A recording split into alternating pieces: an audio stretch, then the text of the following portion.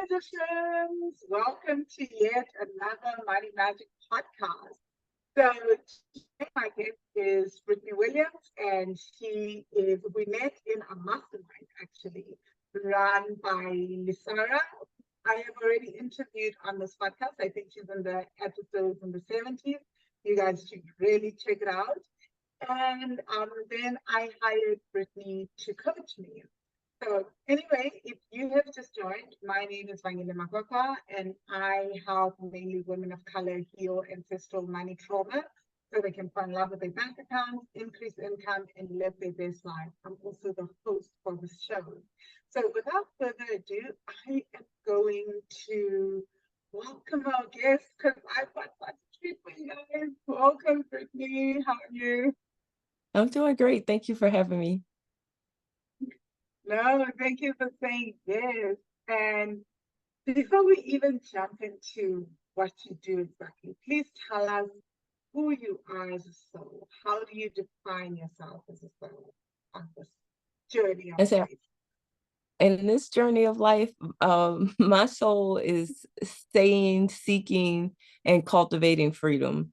And when that is like that's my thread line in everything that I do for myself and others is freedom. And so as I go through that exploration, some of the roles that I play as a mother, I'm the builder of communities in a lot of places, and I identify as a facilitator. So and the place that I meet people as a facilitator, and in most of the roles that I'm playing in life, even as a daughter, I am meeting people at the intersectionality of their pleasure, their prosperity, and I use plant medicine as a vehicle in a lot of ways to facilitate in this realm. And so that's kind of where you meet me at, and that's who I am. I love it. I love it. So, Brittany, I want to get us started on just what it is that you do. We're going to talk first about your work with the lower chakras, and then I want to delve into plant medicine. You know, you were the first person that ever told me about microdosing. And I already been doing plant medicine for years and years before that. But anyway, I digress. What do you do for a living? Go deeper with this. All right. And so what I have done, I've realized in that search and that seeking and that facilitation of freedom is I noticed one thing is that money was where people's trauma went to manifest itself, but the sexuality was where people's trauma went to hide. And so when it comes to that shadow self and that shadow work, which is the parts that we tend to, there's a curtain, it's behind the curtain, but it does still manifest itself and show up in so many ways in our world. And so as a sex doula, it allowed me to really get into the nuance of those lower chakras. And everybody wants their third eye open, everybody wants to see, everybody wants to know. And I always ask that question: if you saw it and if you knew it, how would you hold it? And so that's where that lower chakra work comes in, is dealing with that instinct, that survival, so your intuition can really thrive. And so as a sex doula, I do work with the lower chakras, the pragmatics and the energetics, and then using sexuality as that panoramic window into that life, into that reality, and into the nuance of that trauma that tends to hide behind the curtain, and we tend not to see it or know it. And there's so many practitioners out there that they don't touch that area. To be able to be a sex doula, to focusing on freedom and expansion for folks, is being able to say the parts that a lot of people won't say, to see the parts that a lot of people won't be willing to look at for folks. And so I do take some unconventional paths to this road of freedom. And so one of my signature spaces that I work with is anal consciousness. And anal consciousness is something that's deeply rooted into psychology. It's always been known and it's always been understood from the aspect of a child, because that is one of the first and more comfortable places that a child will go, and they tend to have fixations and things like that. But we don't realize that those same things that we did as a child, those same things that exist as a fundamental piece of our growth as a child, it still lives with us as adults, but we have been shamed, we have been taught to ignore, we have been taught to cut off certain parts of us because it's good, bad, nasty, ugly. And I think that it's a very underestimated, unexplored aspect of just our being, that is and it is a governing channel. And so when it comes to that lower chakra work, I deal with the chakras that people won't talk about as well. So like dealing with anal consciousness, that governing channel of release that exists, placenta work.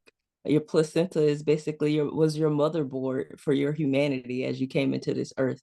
Who's talking about and who's doing placenta work? That's 3 generations of work right there, just working with the placenta itself.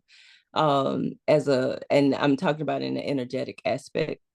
And so, and then that sacral chakra, that womb space, is constantly also informing us. And it's informing us even if we don't realize it, even if we don't know it, because our sacral space is holding so much of our personal history and our personal experiences. And so that's to give you an idea and a picture of what's happening here. I wish I could just write it down in a statement, but I think that it's like multiple universes of self coming into one space. And that's what I like to work with people. Wow, like, okay, so I get it. It's the anus, it's the placenta, it's the womb. And I'm going to unpack each of those maybe hopefully with this podcast. Can we please start with the placenta, because that's where my spirit is asking us to start. When you say Yeah. that's 3 generations of work already there, what does that mean and how does that tie into the placenta? Oh, from a scientific aspect is whenever the egg of a woman like is formed in the ovaries and it's available, that when that egg is available, that egg is available, and that egg is being informed and taking environmental signals, it's taking in genetic information, that is happening when you're in your mother's womb. Your mother's egg was formed when she was in her mother's womb. So as far as the birth process, like you existed in your grandmother's womb. And so that's why I say that's 3 generations of work. And so when I look at the placenta to me is the epicenter of that like the anthropology of a person.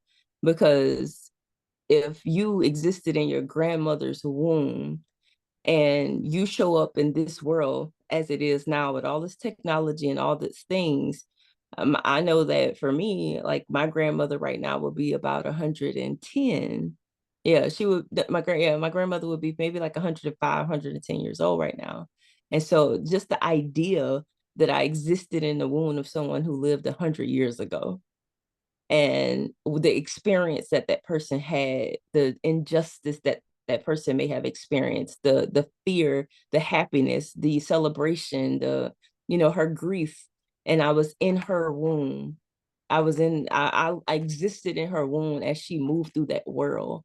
And so that's what I realized. Like it makes the reality of us truly being omnipresent, omniscient, this almost timeless human beings. I think that the placenta gives you a picture and a glimpse into that world in this lifetime.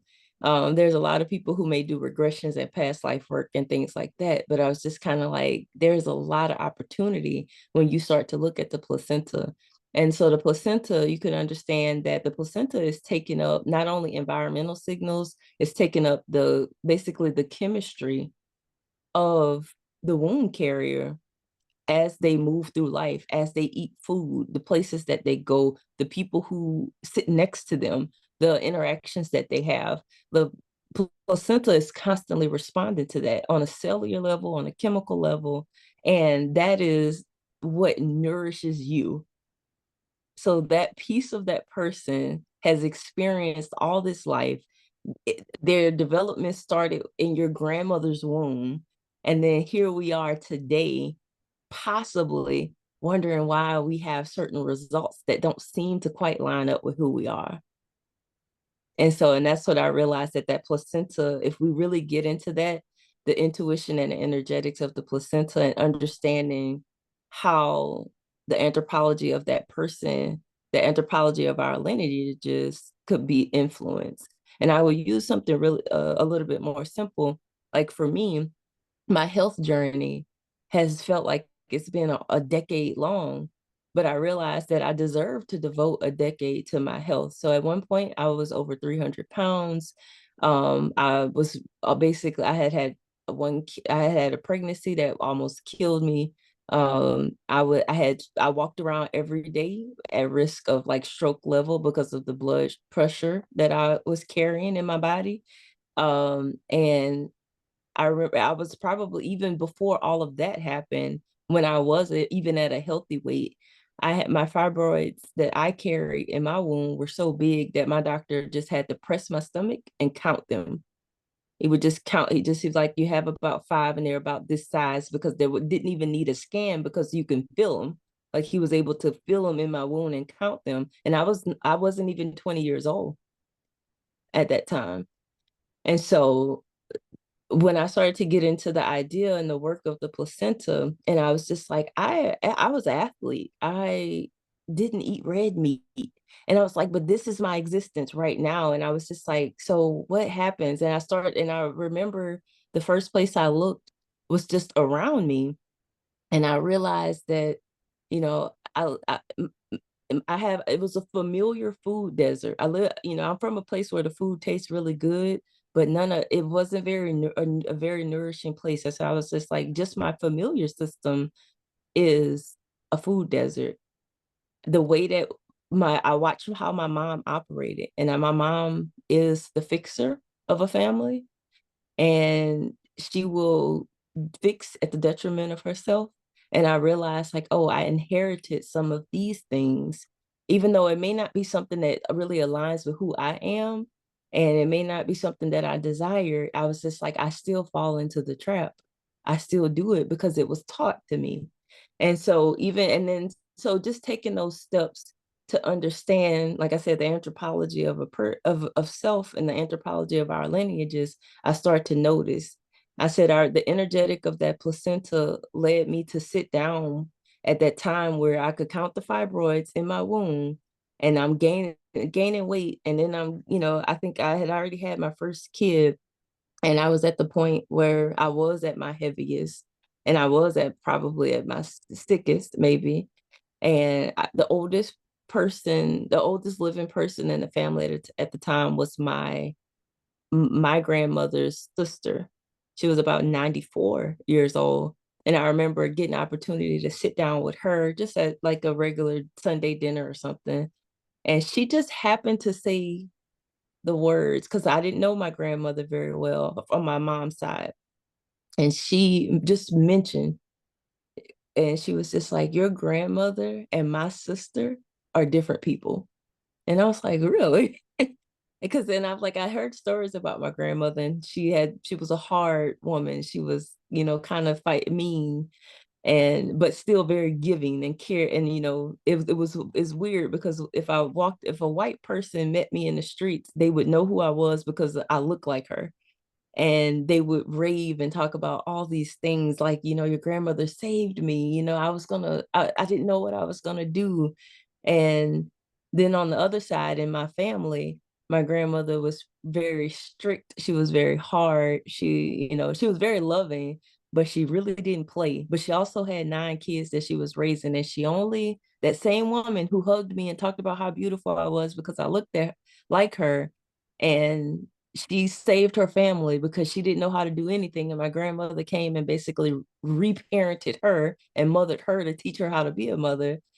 Oddly enough, if she gave her a tip, that's the only time her children got meat that week. And so that dynamic existed for my grandmother. And so this person, her sister, was able to really shine light on the progression of how circumstance and life created this for my grandmother. And so here I am. My grandmother was this brilliant, soft, playful person. Life happened. She turns to be this very hard person that had to struggle, survive, and to the point where she died fairly young. And so I'm looking at myself. I'm just like, I'm not as healthy as I feel like I could be. I don't really know what to do. I'm usually frustrated. I'm not necessarily an angry person, but people see me with this hardness and this kind of standoffish. And so it's just like the way that I existed in the world and the way that I walked around the world, I was just like, it doesn't align with what's in my heart right now.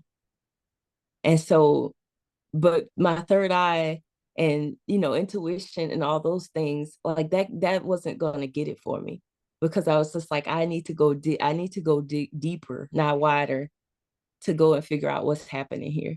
And so and it's those basic, it sounds like it could be a very basic element when you're talking about placenta work, but understanding that who those people are and how they existed in the world, and they nourished you on a cellular level. They gave you your data, they gave you your information, and they gave you the nurture of that of your humanity. It is still influences you today. Wow. Wow. So firstly, I have two questions, but I'm not going to do the thing that I usually do, which is I just bombard my guests with those questions. It's like a thing I do on this podcast. You guys know, but you love it because you take notes and you send me messages. I wanted to go back to the placenta. So in South Africa, and I guess in other African countries as well, I can only speak to South Africa because, guys, Africa is vast and it is a continent. So one thing that I know is that in the past we used to bury the placenta in the ground so that as a child you can come, as an adult, you know where you're from, like it fetters you to the land. That practice is Western hospitals have come into play.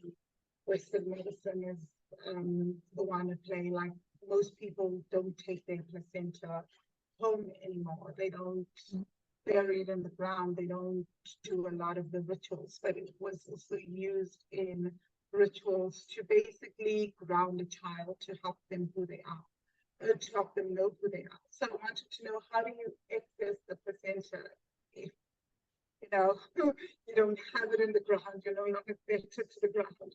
How do you do placenta work, especially when most people's placentas end up being left at hospitals? Right. And so it's, I would get probably say it's the same equivalent is, how do you access, like if you're dealing with depression, and depression is something that's happening where it could be happening in the mind, it could be happening in the body, you don't have those things in your hand to work with, like, but you have access to them. You may decide to do a meditation, you may work with someone. But for me, when it comes to placenta work, I would say that the placenta is an experience for me, because a lot of us don't have access to it, especially in America. When we were on a midwife doula system, they probably were able to hold on to a lot of their practices that came from their indigenous roots. That is fairly lost, even though I feel there's a resurgence of people going back to those things. But I think that for just under typical circumstances that exist for a lot of people in the world, you don't have it. There is a way to access the experience of it. It may be a little regressive. It may be going through from an energetic or a kind of like past life regression work, but you're just not going past life. You're going to go to the experience of that womb space of where you were in the womb. And for me, I have done a lot of visualization and just kind of understanding like a human and the placenta, because the placenta is there like your cousin, like it's there like your twin, like it is your like in a, if even if you don't have a twin, I was just like, you still have a twin, you have a doppelganger out, you had a doppelganger at the beginning of your life, and so your placenta was there and it was just like you. And so being able to energetically access your placenta is just a lot like accessing yourself. It's a lot like that experience. You can do it through meditation. I'm a two lineage Reiki master, and so energetically I can get to the experience of the placenta with through the sacral and the root chakra work, and then be able to continue to cultivate that and understand and read what happened in there. And so without the placenta, I would say that you're gonna, I would say from an energetic standpoint, you're gonna do it. It's probably gonna look a lot like meditation. For some people, the the mind will get in the way, just like anything else. I don't know if anybody ever tried to sit down and meditate for 20 minutes and your mind is floating all over the place. That happens. And so your mind will get in the way. For some people, it may take a while for them to be able to access that chakra in a way that can be productive for them. So it may turn into a practice. So there's some people that they're already open, sensitive, and it's almost like this work once has already been working, has been moving towards them, and we can get into that space like that.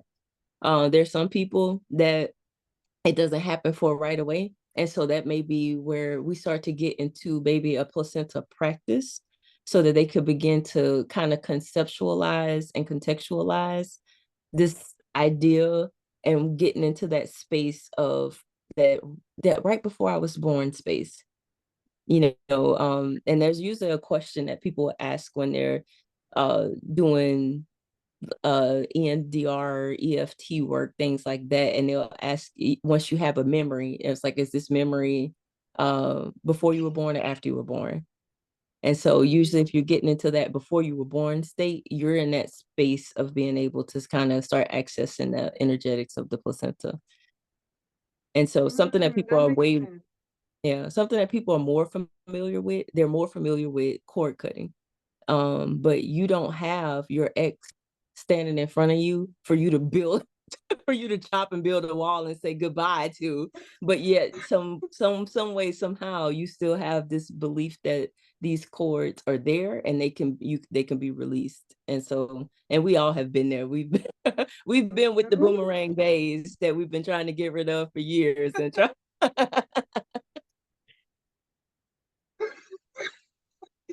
Yeah, no, definitely. Hey,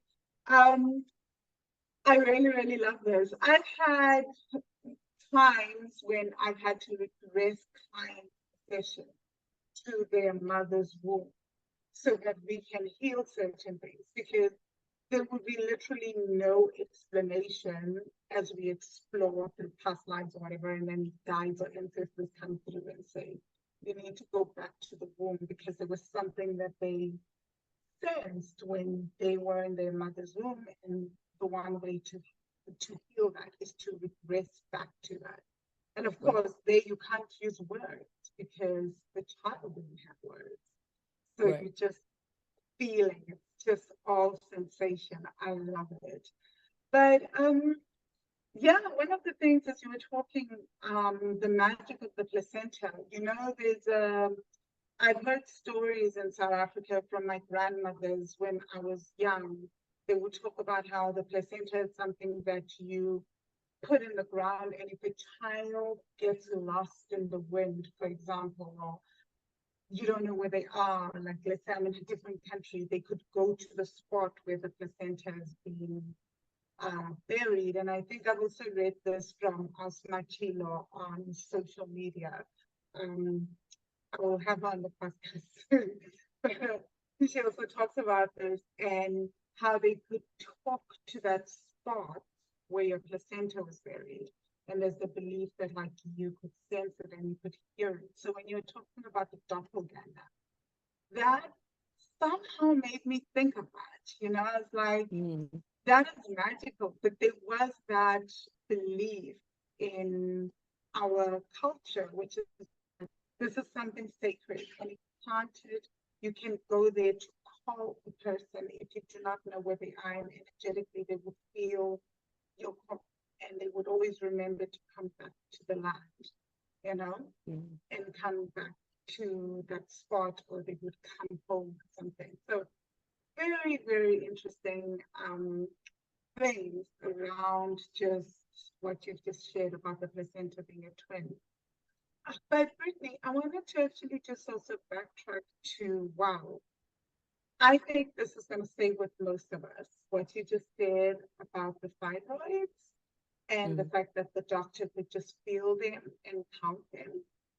I wanted to ask, like, how did you, from that experience, start to understand how your grandmother's behavior, her experiences had impacted you, and how did that tie to your decade-long health journey?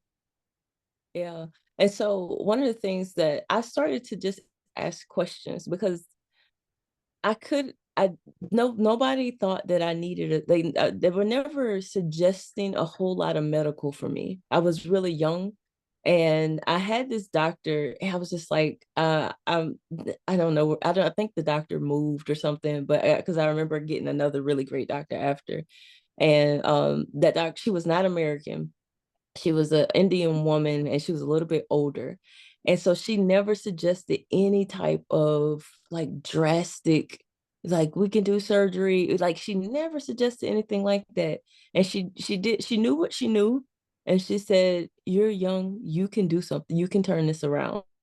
And she never really could tell me how, but I just kind of it triggered something in me where I was like, okay, I'm young and I can turn it around. I don't know how, but it made me start asking questions. I started asking questions around like just our wound health as a family. Like what happens? Like I started to realize like there was early hysterectomies, like before 40, full hysterectomies in our family. You know, I'm talking about fibroids at 19, 20 years old, and they're just like, you know, cousins, they're just like, yeah, yeah.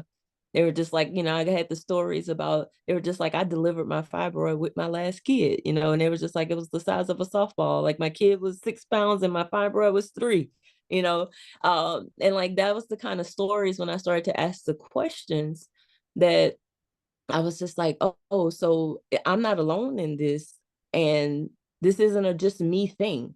And so that's what kind of triggered the idea to me, that I was just like, though this lineage, like there's something here, but we're here living in, you know, like my daughter says, the late 1900s.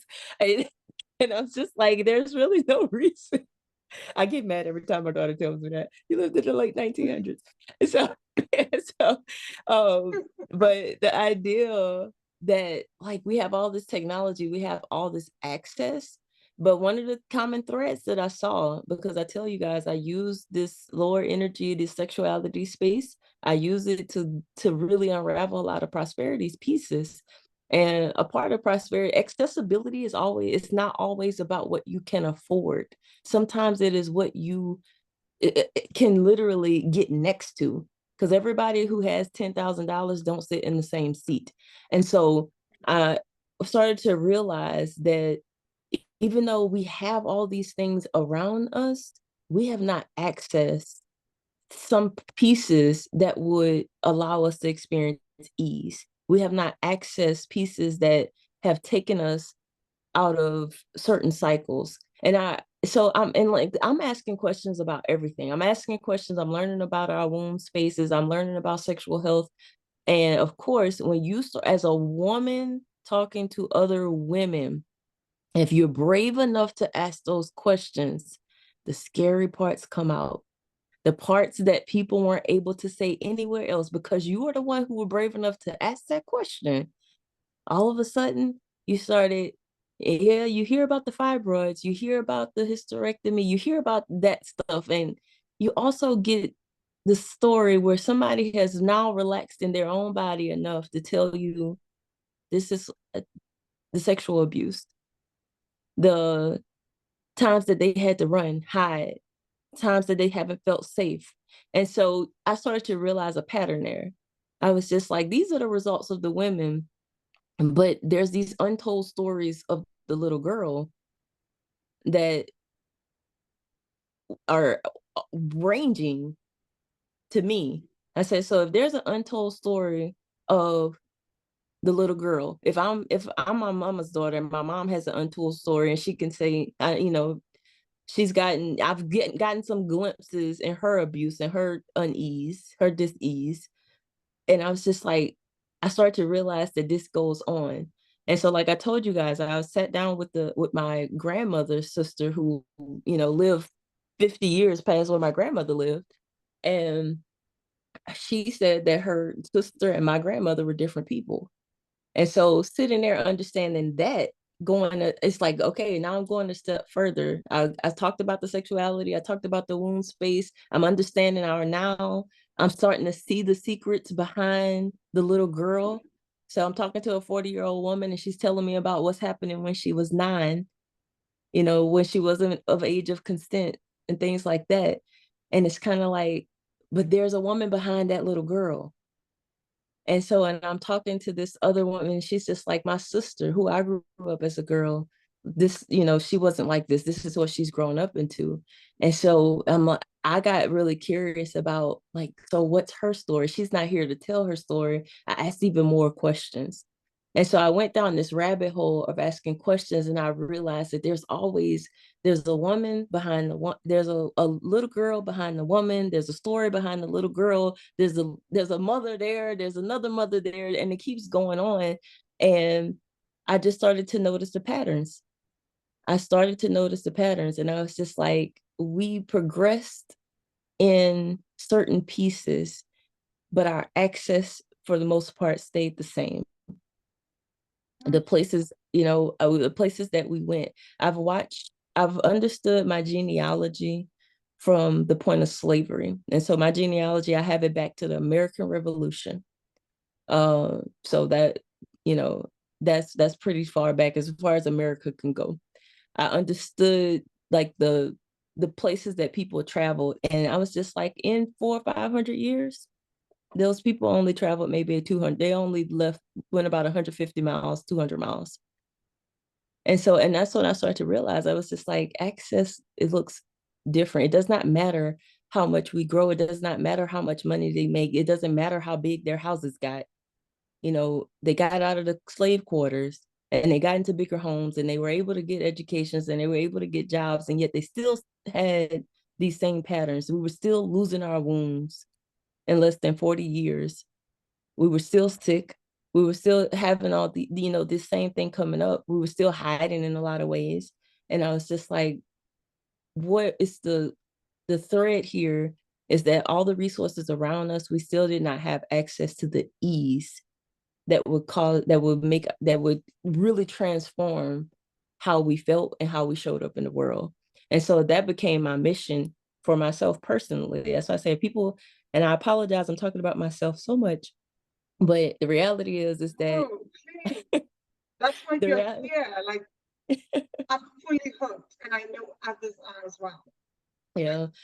And so that's why I say, like, I'm like, you getting the overflow of the work that I really focused on and for myself. And I'm like, the world is eating off my saucer as my cup overflows. So but just being able to get in the nuance of that and take the time to understand that. And I probably have gone overboard to have my genealogy back so far and to understand it, and have looked at records and see how my family migrated and how they moved, and then talking to other people to understand personality types and understand what was happening, the struggles, the hurts, the pains, like all the pieces, the celebrations, to understand all those pieces. And then I started to, as I was doing that, I was finding those little pieces of myself. And then I started to understand what my grandmother desired. People talk about being their ancestors' wildest dream, but I was just like, I started to really understand what that dream looked like for her. I started to understand those little things that she would say, what that was really, what the meaning was behind that. And I started to understand that, these women who didn't have access, that wanted access for us so much, they only had the dream, they did not have the plan.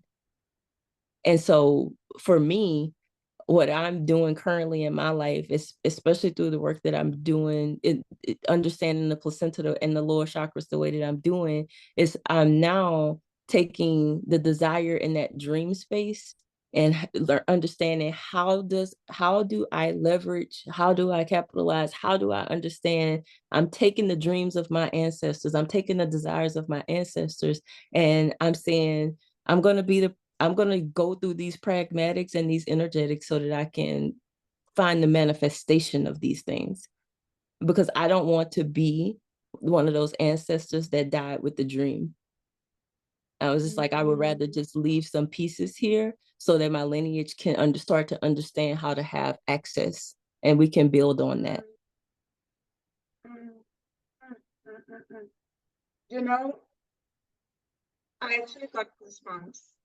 Literal shivers went through my body when you were talking about the fact that your ancestors had never left more than 150 miles from like where they started out during the American Revolution and slavery. And I was just thinking, that is literally it, right? This is how this is what happens in systemic oppression. They try to keep you even from physically migrating, because if you don't physically migrate, then you don't see anything different. But I wanted to also go back to access, because what you're talking about, about 3, 4 months ago, I started to have this aha moment that my family, I've always joked, especially on my maternal side. My paternal side has a whole different story. They have less intense trauma and less traumatic. But my maternal side, I've always laughed and said, like, we live like royalty. But often when you get down to the base of people's bank accounts, there's like nothing. But for some reason, it's always been a thing in the maternal line. Like, I finally realized that they've always owned properties. We've always had land, but we never ever leave wills. The land never ever leaves our names, even after we die. It's a weird way. It's a weird thing. My mom has had dreams when people have tried to steal the land to go and take back what is ours through the legal system. So really, yeah, so our ancestors are definitely not resting on the other side because we don't do the work here before we pass on, before they pass on, right? So they have to keep making sure that it stays intact.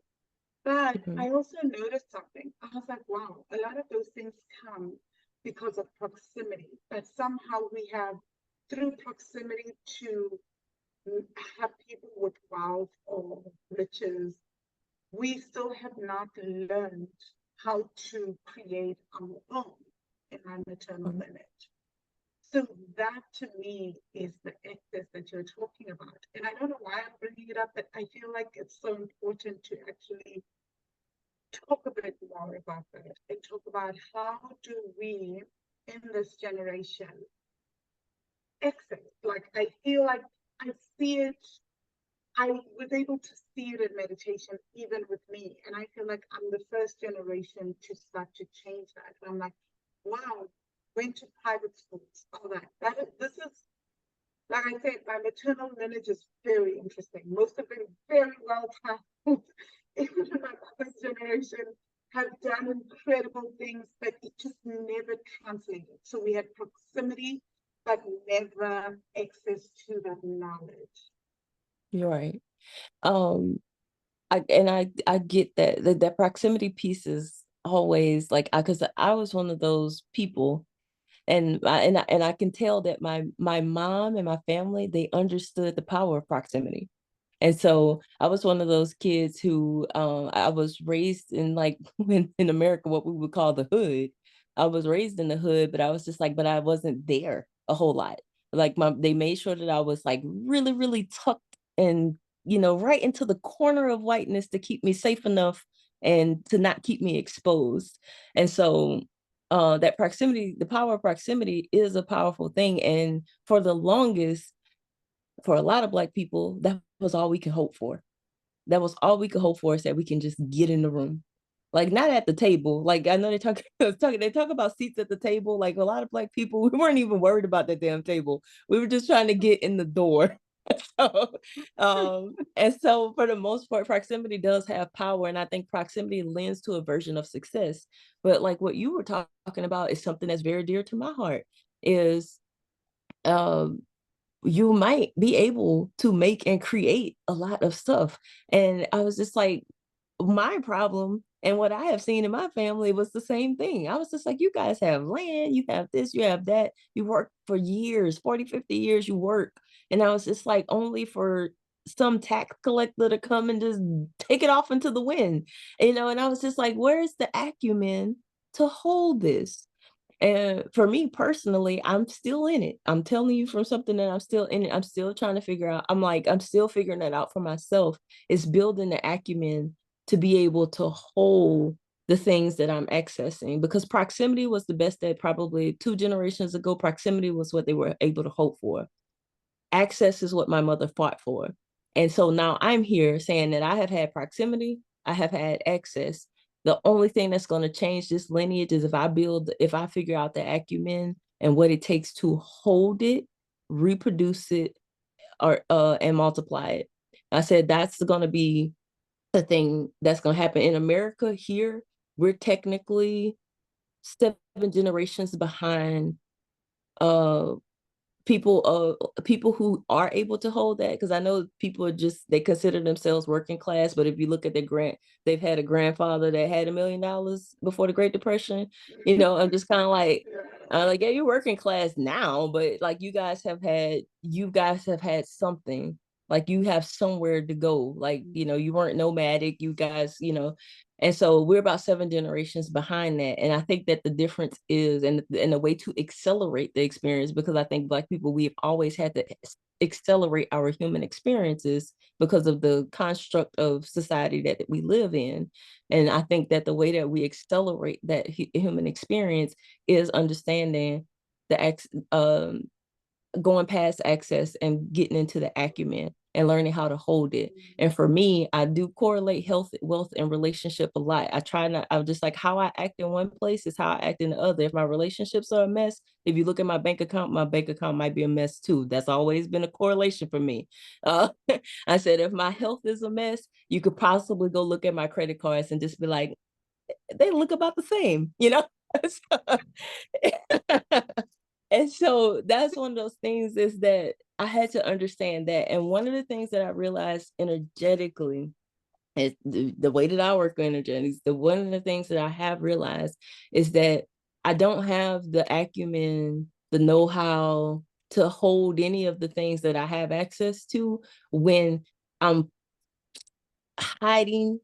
And when the other side of me, that shadow side of myself that I refuse to look at, the part where the part that I am in the dark, that people don't get to see, when that is full and chaotic, it's just like, I like, my hands are technically full. Like, I exist here, I showed up, but my hands are technically full. And so I'll go back to that example around the fibroids. And that was probably the time where I was probably financially the worst. I was young, and it was like I had an excuse to be financially destitute. I was young, I was just kind of starting life, whatever. But when I look back on it now, I realized, I said, even at that age, when minimum wage was $4.25, I had found a way to make 3 times minimum wage at that age.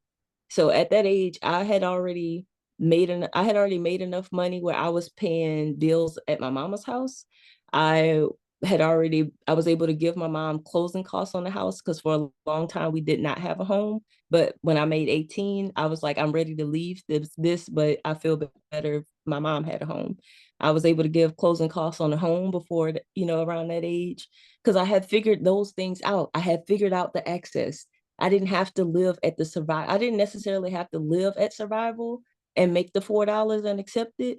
I had found a way to make the $12. I was able to make 3 times minimum wage at an early age. And I realized that is my pattern. I'm going to always have access. I'm going to always make more than what average is at the time. That's just, even if I wasn't working, I would figure out a way and I would have access and I would make more.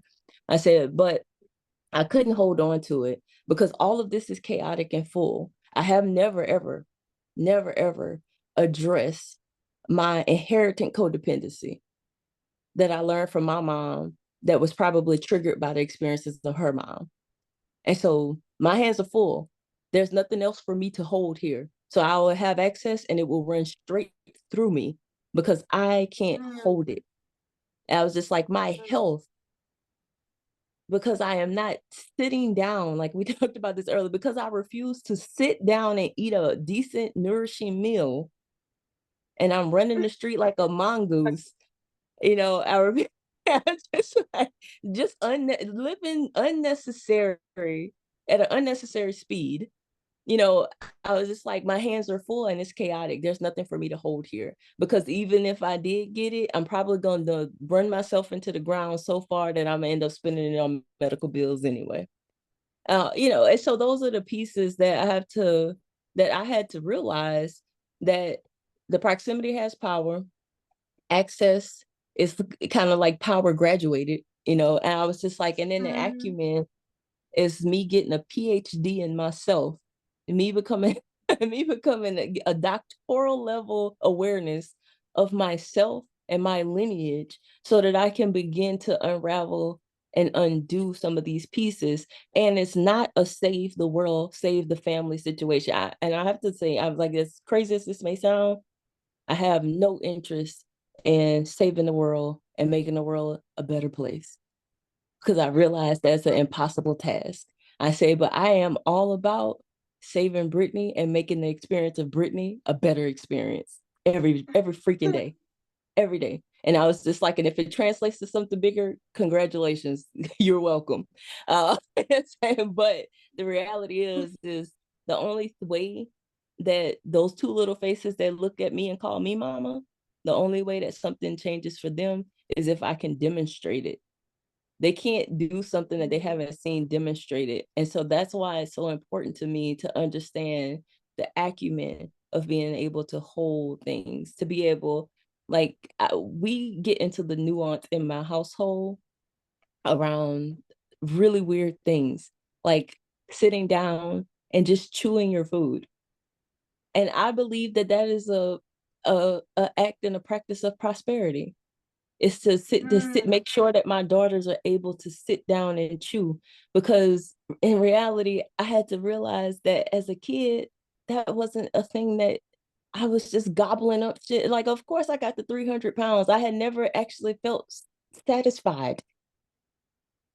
And so, yeah, I'm going to take in more than I need to take in. And I'm going to waste things and I'm going to just do ridiculous things because my body doesn't understand satisfaction. And satisfaction is not anything that can be delivered to me by an outside source. I was like, it's a way that I facilitate myself. And so we sit down at my house and we discuss chewing food and understanding satisfaction and understanding satiation and being full, because I want my daughters to really, really understand how they can facilitate themselves into satisfaction, into ease. Because I did see dis-ease demonstrated very well. I saw dis-ease demonstrated unconsciously so well that I was able to emulate it to the point that I was a walking, starving, sick person. Because it was funny to get your blood work back at 315 pounds, and the doctor tells you that you are nutritionally starved. But for some reason, you walk around in a body that big. I was just like, when I became a nourished, satisfied person, all of a sudden, I lost 100 pounds. And I was like, and it was the weirdest thing to me. I was just like, how was I starving at this size, starving and dying at this size? And when I started to understand satiation, satisfaction, ease, and nourishment, I'm shrinking down to this functional, weight that I am now. It's not about being skinny because I just want to be healthy, but just being able to understand that that was all a part of an acumen of understanding how to hold.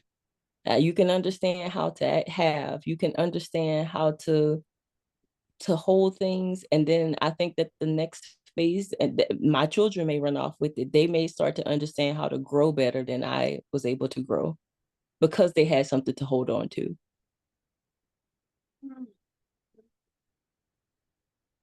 Wow. Wow. That is, I mean, all that you said, it's so, so powerful. And I agree with you. When we were sharing earlier, guys, about like how when I lived in the US, the one thing I didn't realize was how fast everything used to happen in terms of eating. But I did notice it, and I noticed it, but I didn't realize how deep it was. And then because I went back to the US, I had to move back there for like 5 years. When I lived in Florida, we would eat so fast. I was working for Disney, and like it was in between shifts. And I didn't know why I would just skip meals. It took me so long to figure it out because it would make me so anxious, that feeling of eating, because it would trigger this feeling of not enough time. And that is a huge trigger for me. I'm a person that has always needed to do things at a very, very slow pace. So when they're done quickly, it just does something to my spirit. When like this, when you make time a scarce resource for me, it just, I can't do much. So then I would just skip meals. And that was so, so crazy for me, and it's only later that I started, and I remember moving to the UK and then coming back to Cape Town, and just being so aware how, like, when I was with my friends in the UK, I would spend like 3, 4 hours at lunch. At dinner, we would then do walks and just chill. Something that was never allowed when I was in Florida, right? It would just be like, and I was like, this is what my nervous system wants. This is what feels good. And I would feel, because I would sometimes feel like when I'm seeing a friend, when I was living out in Florida, I have to talk as fast as possible because we don't have enough time, Right. And you don't want to bother them because they have to go back to work. So that was what you just said, really, really powerful. And I did notice a shift when I started really creating time for myself. This is why I also talk a lot about not being overwhelmed when you have multiple things to do in business. How, like, when we create time and we almost, when we work less and we give more attention to our spirit, the body, the mind, it also starts to shift our relationship with money because it does something to the nervous system. It also does create that capacity, that space to open up to receive. Anyway, I said, I just want to switch gears before we end the podcast, Brittany. I want to go back to the anal consciousness. Please tell us a little bit about that. So, just side note, one last thing. I tell people about the work that you do with that at a retreat. And guys, if you've been at one of my South African retreats and I spoke about Brittany's work, here you go. Go for it. I said it's always such a weird thing to talk about because people are just like, what? Like it's again one of those things that we've been taught to, that is dirty, bad. Just like, don't leave that alone, or it's for somebody else when it comes from a pleasure aspect. And so you do tap into a little bit of your dirty girl when you start talking about this. So, but when it comes to anal consciousness, so what you end up having running down the back of your spine are governing channels. Those are the channels that they can move energy differently, more efficiently, better than anything else. So people talk about chakra work and they're all right here at the front of your body. And they're focused on that. They're clearing wounds, they're clearing roots, they're doing all these things. They're clearing this, clearing that. And I was just like, and what else is showing up?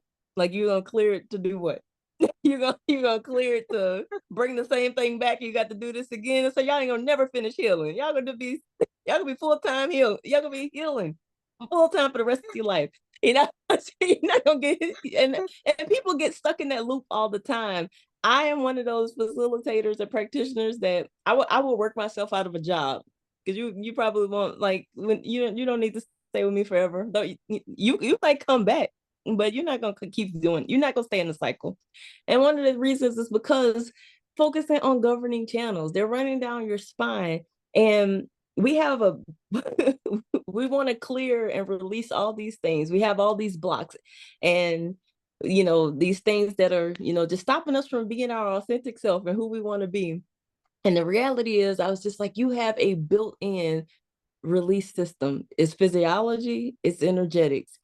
Yeah, when it comes to the anus and the work of the anus, to me, I've always called it the forgotten root, because your root chakra is not just one thing. It's not just what's hangling and dangling. I say your anus is a part of your root chakra system, and it is the place of release. So you just mentioned something about being able to receive, and we do our wound clearing and we do our wound work because we want to kind of enlarge and expand our capacity to receive, or at least be able to receive more effectively than we were before. And like we talked about a little bit earlier, I was like, I would realize that I was able to access all these different things, but I had nothing in my life that said that I can hold on to it, because my hands were full back here and it was chaotic. And so when you start to deal with anal consciousness, you are actually going through those identity level release systems. I said, you can cut cords, you can get rid of people, you can set boundaries, but there's these innate identity parts, the parts of our identity, especially when we talked about placenta work earlier. I was just like, it did not matter the way I existed right now, who I thought I was, or what was true to my heart. There was these pieces that were influencing me that actually had nothing to do with me, but they were there. They were there. They nourished me. They raised me. They socialized me. And when it comes to that identity level release, being able to really clear your anus is the place where that happens. And so also, like I said, when it comes from a sexuality aspect, trauma is where things go to hide. It's never failed that we start to kind of get into the work of anal consciousness. And when I go through the work of anal consciousness and I talk about lineage from 3 different places. I talk about it from passage. That's, you pass through the wound of another, you're sharing blood with another. From privilege, where this person was like grafted into the lineage through privilege, and through the path. So like, you are in my lineage because we have crossed paths and we have created, this, whatever we exist as, our bond exists in a certain way. So we cross paths. And so you are a part of the influence of my lineage as we sit here today. And so I talk about it from those 3 areas. And you'll be surprised that when people start to expand their viewpoint and they start to work with this, it's an innate release system, there's this clarity. There's a clarity that exists. From a physical standpoint, you can understand, it's gross as this may sound, don't you feel better after you go to the bathroom and release what you've been holding? You can't just continue to receive, take in, and you're gonna feel like you implode. And so being able to have energetic flow, because people love to talk about flow, but being able to have a true flow, to be able to, you can receive and release so efficiently and effectively that there is no reason for anything to stop. there is no reason for anything to be blocked. There is no reason for you to have this wall, energetic wall set up between you and who you really want to be. And you and your true desires. I think that when you start to deal with anal consciousness, one of the things that become very real and noticeable for me is to understand luxury versus pleasure. Luxury is about a facilitation and a receiving, but pleasure happens when you have that both. When you have the receiving and you have the release, pleasure, that's where pleasure happens, and you start to understand. And so when we get into anal consciousness and start to understand, and we really get into the nuance, like I said, we in my space, we get into the nuance of a lot of things. And so just like in reflexology, and people start to do the foot, and you have places on your foot that correlate with other parts of your body, things like that. In the anus, just like in the root, in most of your root chakra, it's mimicking something else. So people who are walking around with, I don't know the proper word that I can use for this podcast, but I use the word pussy. So people, so people who are walking around and they're holders in that way, it does mimic their throat chakra. It mimics their throat, their voice. So those things, if you put pictures side by side of anatomy, your voice, your vocal cords and all that looks a lot like what a labia would look like. And so those two things are correlated. So that's why you have women that don't speak up for themselves. They don't know how to advocate for themselves. And you look in their history, there's been abuse, there's been neglect, there's been hurt, there's been pain in that space. The same way I look at the anus the same way in the root chakra. I understand that it's mimicking something else. It's usually mimicking a lot of what's happening up here. That's why you can work with the lower chakras and get into the nuance of the lower chakras, because it mimics something higher anyway. I was just like, so one of the things that I found out with anal consciousness is that when we started to dive into that space and people started to notice when they were clenching, something as simple as clenching, they were just like, we were getting into the breath work, we're breathing, and we do something that I call anal breathing. And we're getting into the breath work and we're breathing, and they realize that their breath is a little chaotic.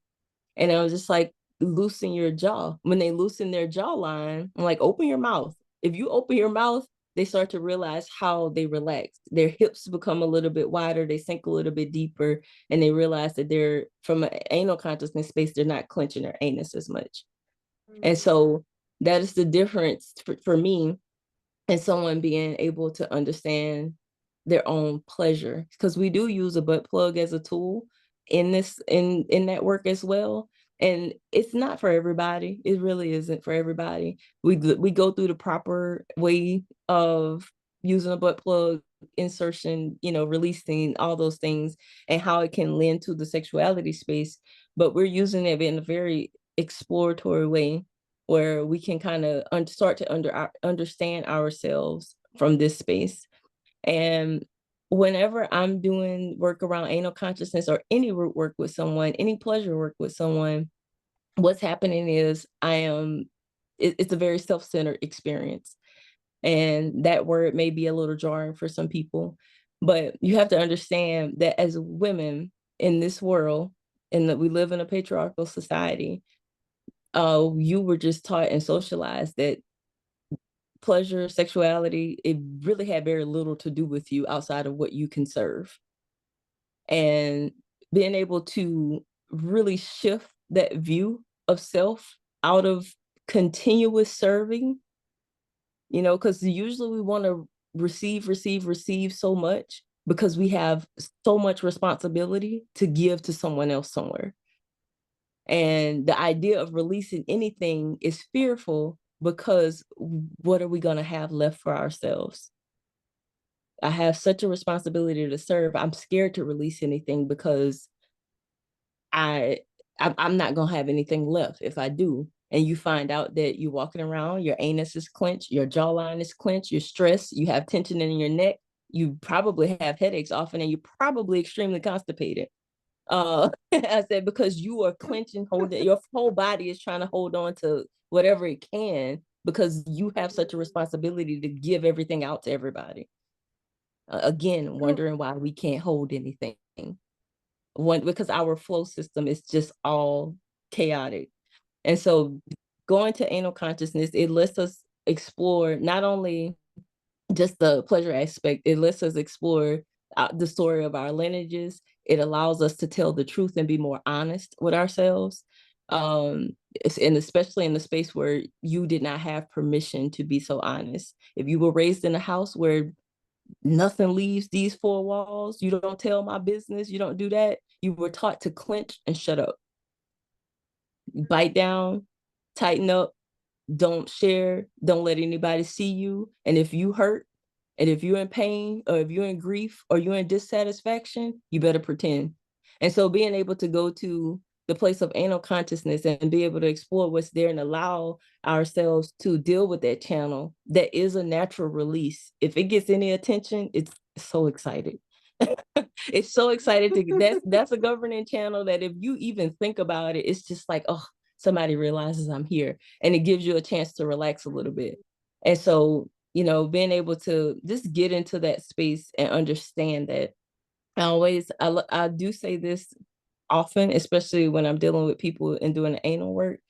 It's just like, when it comes to understanding true pleasure and ease in ourselves, I always ask my clients, especially the women, I was just like, when you are intimate with a partner, are your eyes closed and is your jaw clenched? And I'm like, answer me in a couple of days. You take some time, come back and answer me. And they usually come back and just like, I noticed it. My eyes, I never opened my eyes. I was intimate with my partner. I never looked at him. I was intimate with my partner, and my jaw was so tight. And so all of a sudden, they start to realize and correlate these pieces around themselves and how they are inside of their own intimate experiences. And all of a sudden, I'm just like, when you start to notice that, I'm like, they start to realize like, oh, my hips open, my glutes that I was holding on, I was like, my butt, they don't realize how tight their glutes are. And they were just like, I let go. And then they start to heighten their experience of pleasure. They start to heighten their experience of intimacy, and just the excitement of just being able to do that gives them an opportunity to understand that it's one thing to receive, but it's another thing to have this intimate flow of an experience that we call pleasure, that we call prosperity, that we call different things. And so they start to understand a little bit more about themselves. So if I can get 100 women to walk around and their hips and their hips and their buttocks and their jaws aren't clenched, I'm happy with that. I would do that, because I know that work translates to so much more. Mm. This is so good. It's so juicy. Wow. Brittany, you have given us so much. I mean, we could talk for hours. This was so amazing. I'm just gobsmacked. I'm actually a little sad that when I did the coaching, I didn't do the anal consciousness with you. But yeah, there's always other opportunities. I just did other coaching, but I think it actually became necessary because you coached me through one of the most intensive periods of my life. Yes. I was like really like falling apart. So yeah, this is so good. But I know everybody's wondering, where do we find you? How do we follow you? How do we work with you? Wow, this is amazing. And so, and I have to be honest with you guys, I'm coming out of a little bit of sabbatical, because I've been working with people in person in their homes and internationally. And so I have not had a huge online presence since then, because I've been 2 years of working intensely in person with couples and women. But if you would need to reach me, I'm going to be Instagram is the THEE_Brittany R. Williams. And also, I'll make sure that you have my Facebook link. Those are going to be the first places that you'll be able to find me and be able to connect with me. Always welcome. Please DM me, inbox me if you hear this. Just know that my door is open to you. my door is open to you. And there's always opportunities where I'm doing a course, which, excuse me, I may be doing a course that is short term. There is limited private work available. I only accept 3 clients a year privately. And then there's opportunities for retreat as well. I love this. I feel so blessed that I was a private client. I'm always so grateful that I've always honored and listened to my voice when I was told to work with someone. Brittany, this has been a pleasure. And guys, everyone listening to this podcast, Money Magicians, Brittany's details, her link to Facebook, her link to Instagram, these are all in the description. So if you're watching on YouTube, it's in the description. If you're listening on Spotify or Podbean or iTunes or any other platform, everything is in the description of this podcast.